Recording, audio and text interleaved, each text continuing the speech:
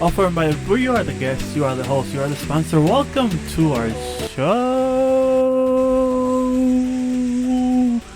Don't go, we're gonna have a great show. Don't go.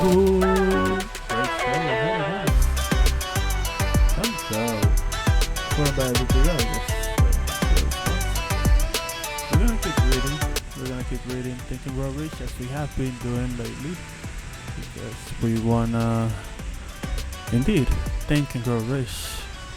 Do you wanna think and grow rich? Cause I want think and grow rich. Don't go. We're gonna have a great show. Think and grow rich. We're gonna keep reading and fit in the neurons, fit in the brain cells, because what better thing to do than feed the brain cells? Don't go. We're gonna start reading right now. Let us get right into it where we left off. Think and Grow Rich. If you're new, you can go back and you can see the previous episodes so that you can follow along, and then you can start thinking and growing rich with us. Welcome to our show.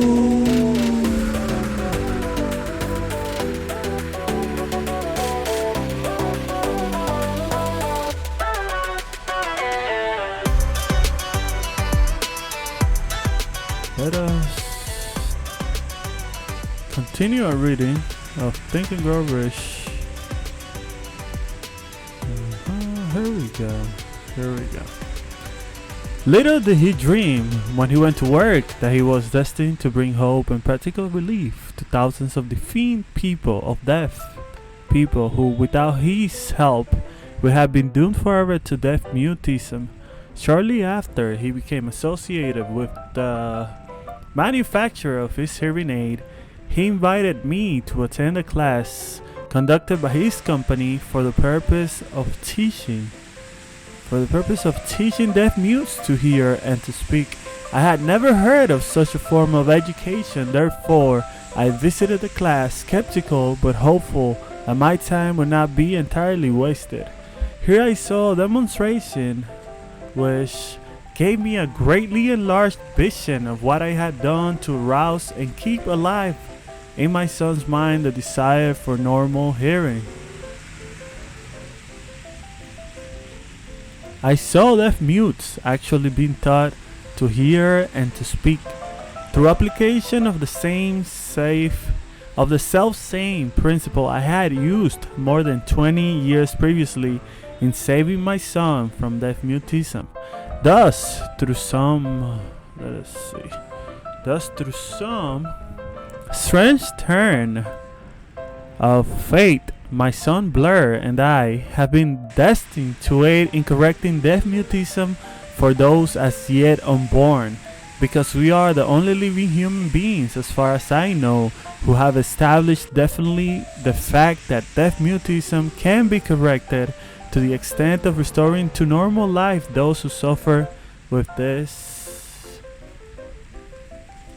affliction. It has been done for one. It will be done for others. There is no doubt in my mind that Blair would have been a deaf mute all his life if his mother and I had not managed to shape his mind as we did. The doctor who attended at his birth told us confidentially the child might never hear or speak. A few weeks ago, Dr. Ervin Borges, a noted specialist on such cases, examined Blair very thoroughly.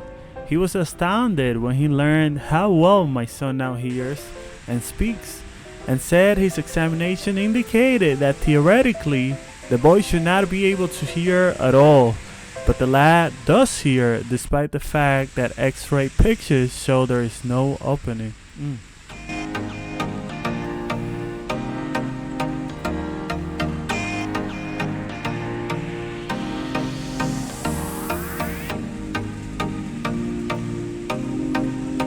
So this guy wasn't supposed to hear. According to the X-rays and according to the doctors, there was no way that the kid was gonna be able to hear, but faith and desire were able or capable of making hearing a reality for the kid and the family. Wow.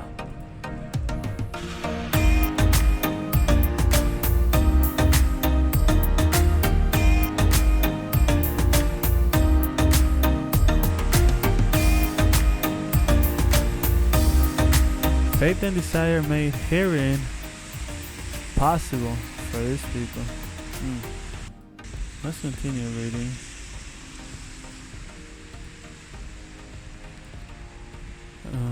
He was astounded when he learned how my son now hears and he speaks, and said examination indicated X-ray pictures show there is no opening. Let us continue. In the skull whatsoever from where his ears should be to the brain. When I planted in his mind the desire to hear and talk and live as a normal person, there went with that impulse some strange influence which caused nature to become bridge builder and span the gulf of silence between his brain. Verily, a burning desire has devious ways of transmuting itself into its physical equivalent. Burning desire has devious ways of transmuting itself into its physical equivalent. Let that sink in deep.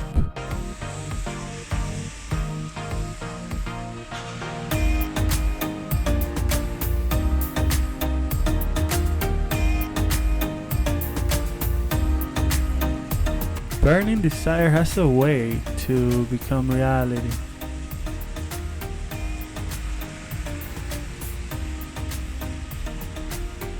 Think about it. Desires are something in our brain. We feel it, we sense it, we think of it. There has to be some chemical, biological, physical reaction, and the book says that chemical, physical, biological reaction, or whatever that is, which is inside of us when we have a desire, that one thing finds a way with nature to express itself in its physical form. Your desire expressed in the universe in physical form. Do you believe in that? I do.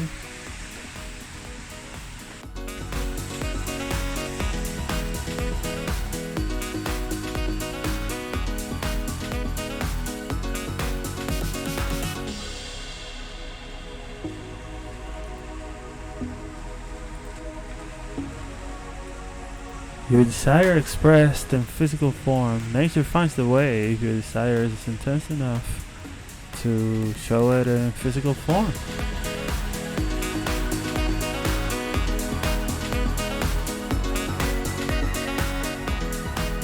So if we take this theory and we try to think of it in terms of what we have today, then we might agree that most of what we have and see is indeed the physical form of desire of human beings who desire to make that which we see today a reality, either way back or recently.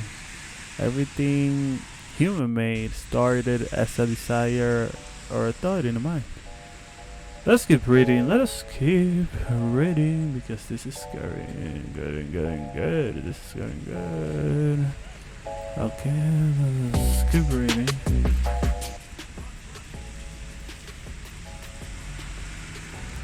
Transmuting itself into physical equivalent.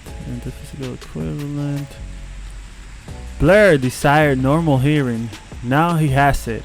He was born with a handicap which might easily have sent one with a less defined desire to the street with a bundle of pencils and a tin cup.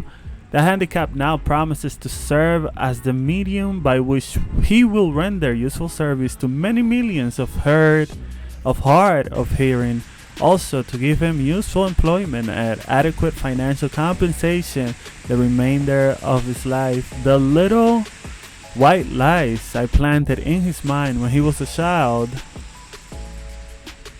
by leading him to believe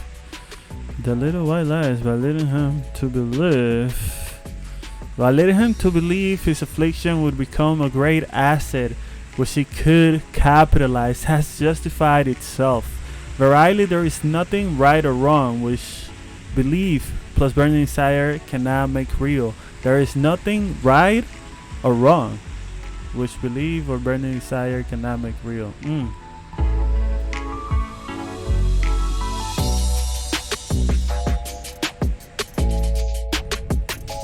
So whether you desire something that's good for you or whether you think and desire of something that's bad. Belief and desire can make that real, good or bad. So watch out what you're thinking. Be careful with what you wish for, what you think of, what goes into your mind, Let us keep reading. Don't go. It's gonna be good. Let us keep reading. There's nothing right or wrong. Just burn inside and make real.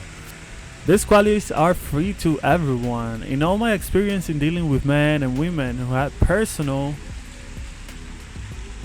problems, I have never handled a single case which more definitely demonstrates the power of desire. The power of desire is demonstrated with this case more than in any other case. The power of desire, giving him the capacity to hear.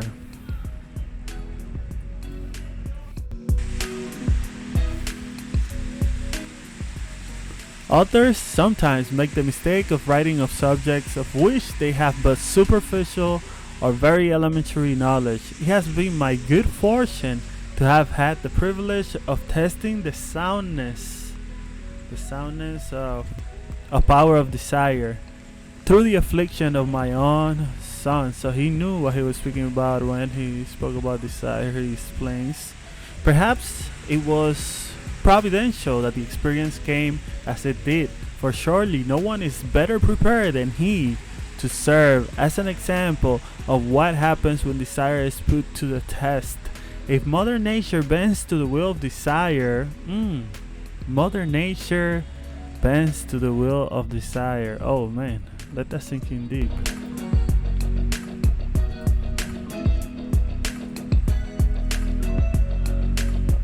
If Mother Nature bends to the power, the will of desire.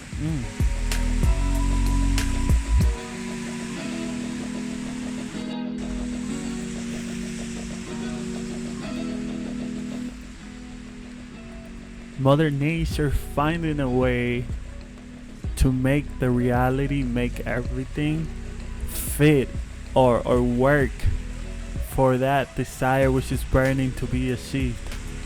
That could be, that's deep, and it feels like it has truth to it. Let us keep reading.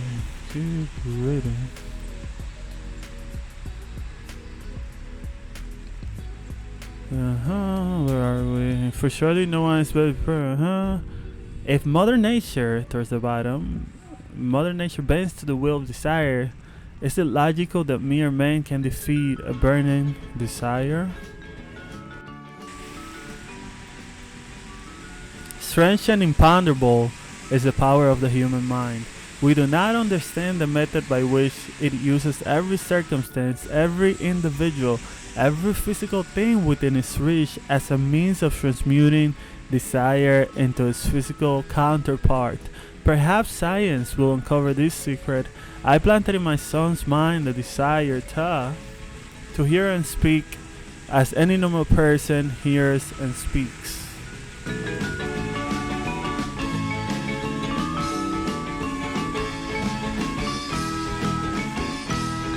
As any normal person hears and speaks. That desire has now become a reality. I planted in his mind the desire to convert his greatest handicap into his greatest asset. That desire has been realized. The modus operandi by which this outstanding result was achieved is not hard to describe. It consisted of 3 unusual woman's stupendous success as a singer. We have a little cut, but let us keep going. Unusual woman's stupendous success as a singer. I quote the paragraph because the clue it contains is none other than desire. Early in her career, Madame Schumann-Haig visited the director of the Vienna Court Opera to have him test their voice, but he did not test it. He did not. Hi, Mark. I did not hit her. After taking one look at the awkward and poorly dressed girl, he exclaimed, None too gently, with such a face and with no personality at all. How can you ever expect to succeed in opera? My good child, give up the idea.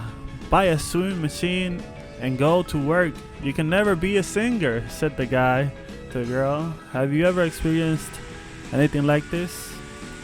A person telling you, oh no, you have no chance, you have no shot at doing that. You can never do that. Never, don't even try. People that think they know it all. As a human being, I have learned, and maybe you agree with me, you will never be able to predict the future of any other human being. I believe we all have infinite potential, and for you to say to a person, you'll never be that ever, is, I believe, a mistake. A big mistake, because it has happened over and over again. People telling other people that they will never be that, and then they become not only that, but they become that exactly which they said they could never be, and way better than they ever imagined they would be. So they just go to that level which another human said they would never be that, and then they go even further, higher, to further shock the world and make history.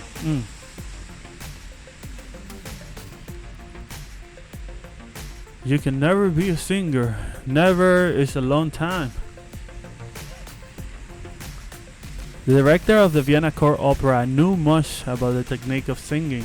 He knew little about the power of desire.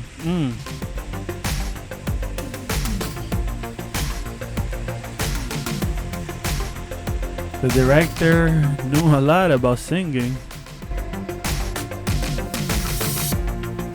but he had no clue about the power of desire.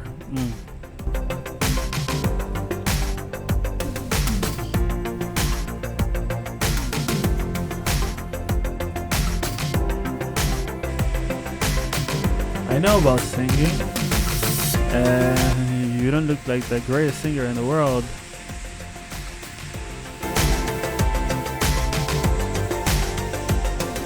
But you don't know about desire, my friend, and you don't understand the power of the desire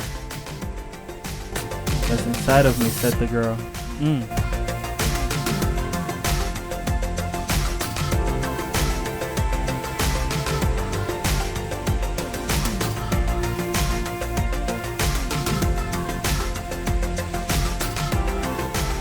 Never underestimate a human with infinite potential. Let's keep breathing. Let us keep breathing. Later about the desire, the power of desire. When it assumes the proportion of an obsession. If he had known more of that power, he would not have made the mistake of condemning genius without giving it an opportunity. Why would you ever condemn a person, a human being, without giving them a chance, an opportunity?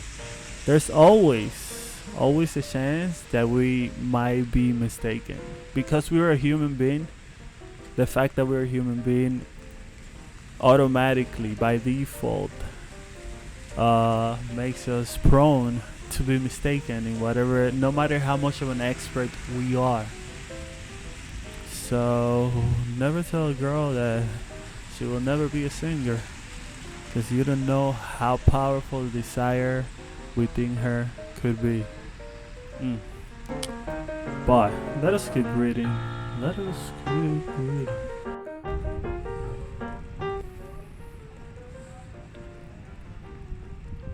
He would not have made a mistake condemning genius without giving it an opportunity. Several years ago, one of my business associates became ill. He became worse as time went on, and finally was taken to the hospital for an operation. Just before he was wheeled into the operating room, I took a look at him and wondered how anyone as thin and emaciated as he could possibly go through a major operation successfully. How?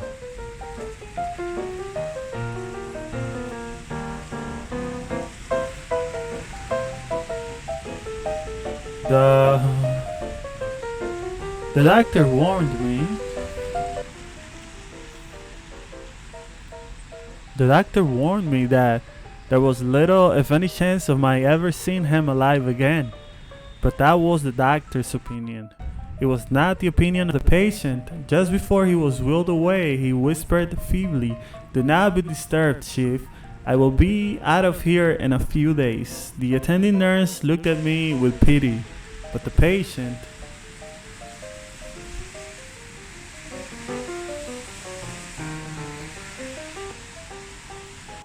The patient did come through safely. After it was all over, his physician said nothing but his own desire to live saved him. He never would have pulled through if he had not refused to accept that possibility of death. I believe in the power of desire backed by faith, because I have seen this power lift men from lowly beginnings to places of power and wealth. I have seen it rob the grave of his victims.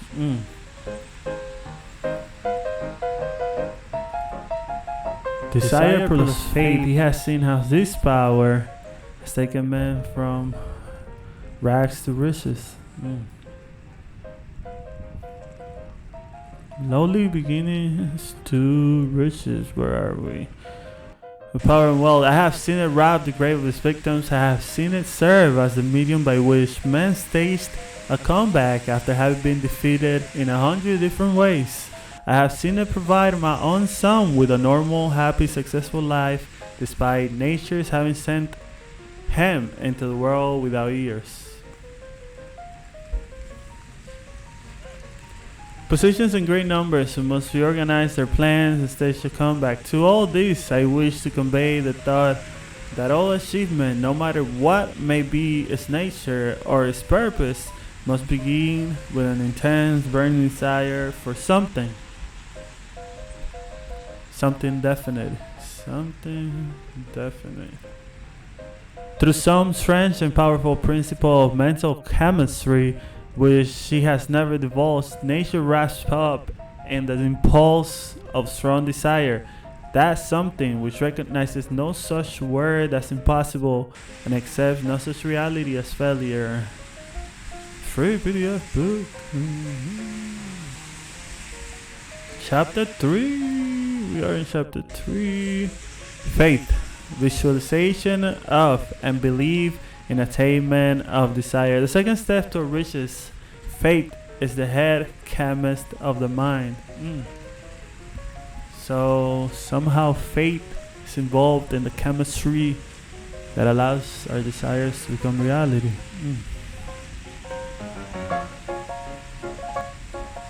When faith is blended with the vibration of thought, the subconscious mind instantly picks up the vibration, translates it into its spiritual equivalent, and transmits it to infinite intelligence.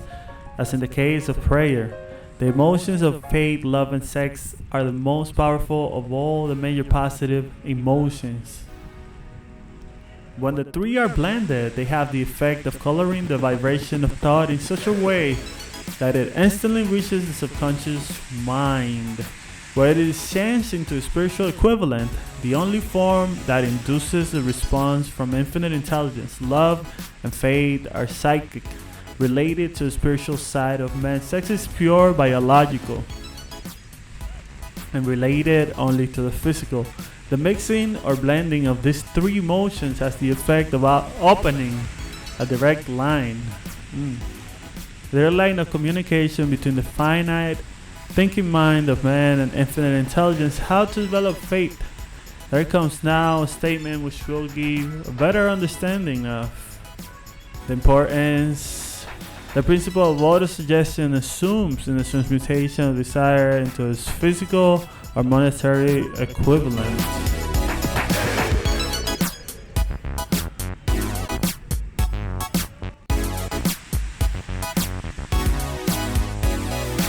How to transmute desire to its physical equivalent, faith.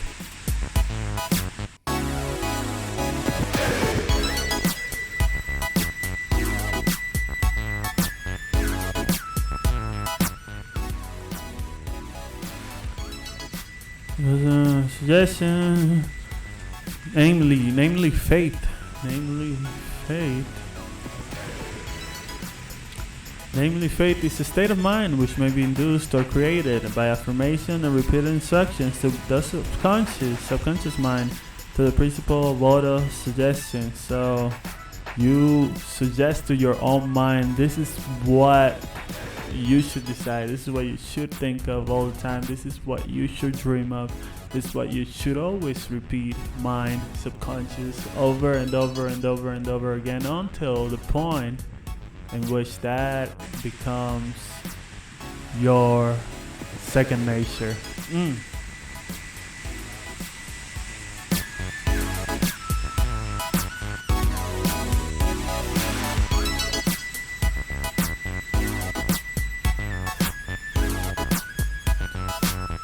So deep that it becomes your nature. Second nature, your subconscious. That's the beauty. That is rating. The penetration of the subconscious mind to the principle of suggestion as an illustration.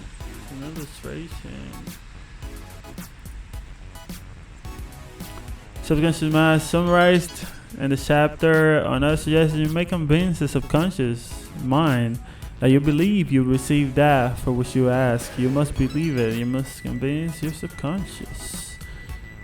And it will act upon that belief, which your subconscious mind passes back to you in the form of faith.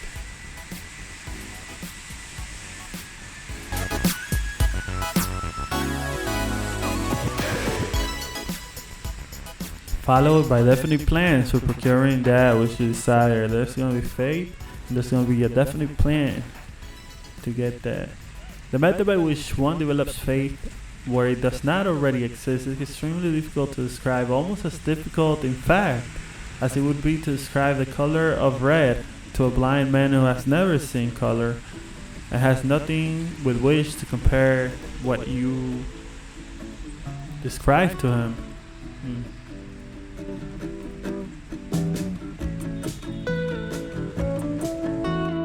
So, this is how you do or describe the attainment of faith. You cannot, if you have no experience, if there is nothing to compare it to, like describing the color red, you wouldn't really be able to express or to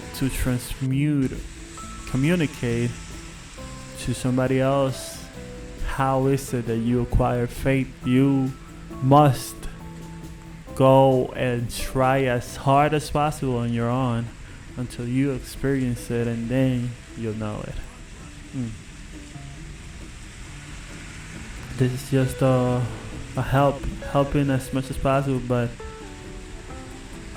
through words, through books, cannot be communicated.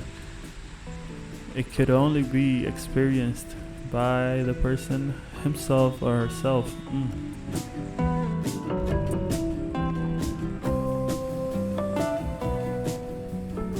Let's keep reading. Because it's a state of mind which develops voluntarily.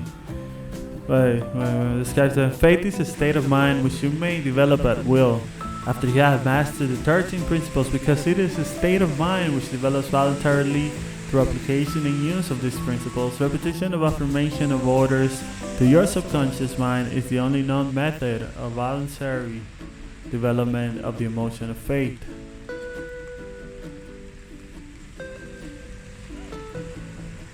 Perhaps the meaning may be made clearer through the following explanation as to the way men sometimes become criminals.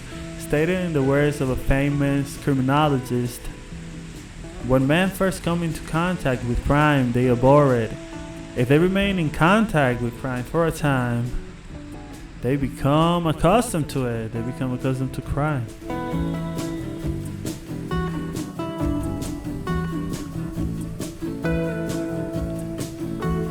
Become accustomed to it. If they remain in contact with it long enough, they finally embrace it and become influenced by it. This is equivalent of saying that any impulse of thought which is repeatedly passed on to the subconscious mind is finally accepted and acted upon by the subconscious mind, which proceeds to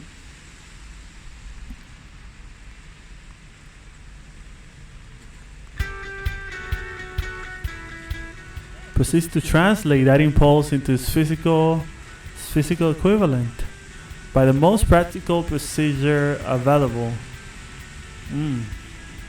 Subconscious translate that thought into its physical equivalent. Let that sink in deep, very, very deep.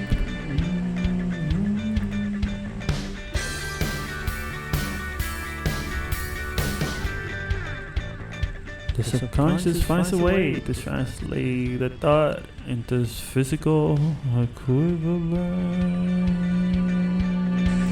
What?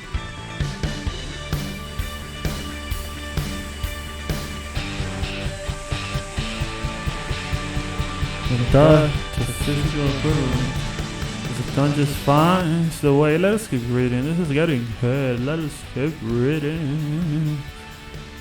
To its physical equivalent by the most practical procedure available. In connection with this, consider again the statement. All thoughts which have been emotionalized, given feeling, and mixed with faith begin immediately to translate themselves into their physical equivalent or counterpart. The emotions or the feeling portion of thoughts are the factor which give thoughts vitality, life, and action. The emotions of faith, love, and sex, when mixed with any thought impulse, give it greater action than any of these emotions can do singly. Not only thought impulses which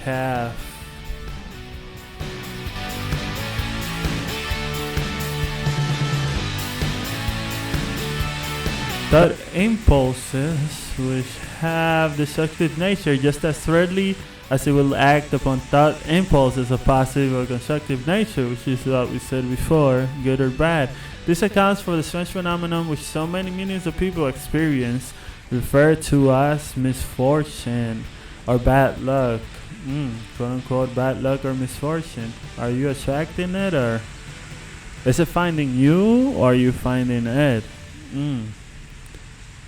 There are millions of people who believe themselves doomed to poverty and failure because of some strange force over which they believe they have no control. They think they're doomed to fail, they're doomed to do bad in life because there's a force that they have no control over that and will lead them to the worst case scenario in their lives. I don't believe that.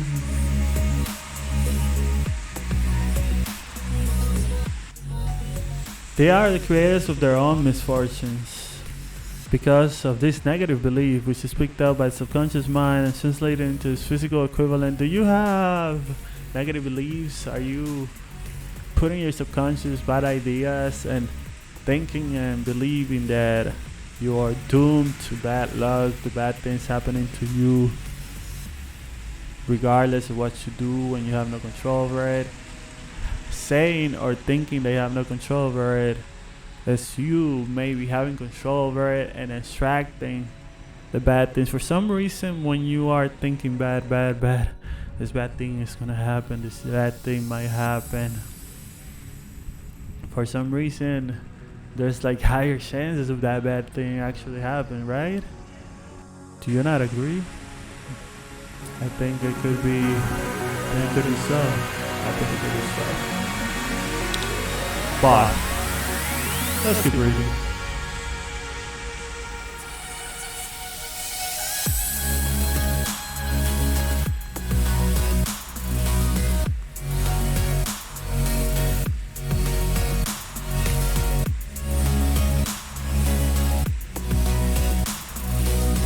Don't distract the bad.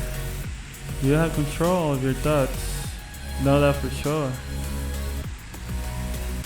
They are the creators of their own misfortune because of this negative belief, which is picked up by subconscious mind, translated into its physical equivalent. So according to a theory in which the subconscious translates the thoughts into its physical equivalents, the bad thoughts, negative thoughts, will also be translated into their physical equivalent of negative outcomes. Let us leave it here. Thank you for being with us. Thank you for listening. Keep listening. Go through us. I know. Reading is hard. It can be a little boring, but the benefit, the development, the growth of the mind, the workout of the neurons, the reward are huge. Think of it like working out your muscles. It takes some effort, but then you get stronger and you start looking good, you start feeling good, you're healthy, and you're strong. Same attack, same with reading and learning. Becoming stronger all together.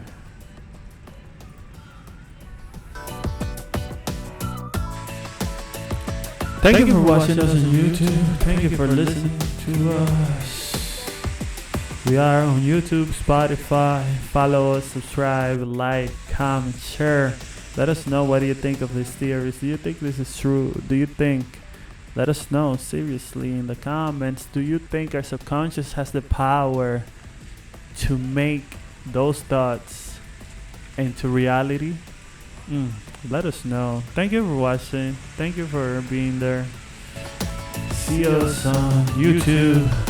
Listen to us as a podcast on Spotify. Yeah. Thank you. Thank you for everything. I'll see you later. Take care. Goodbye.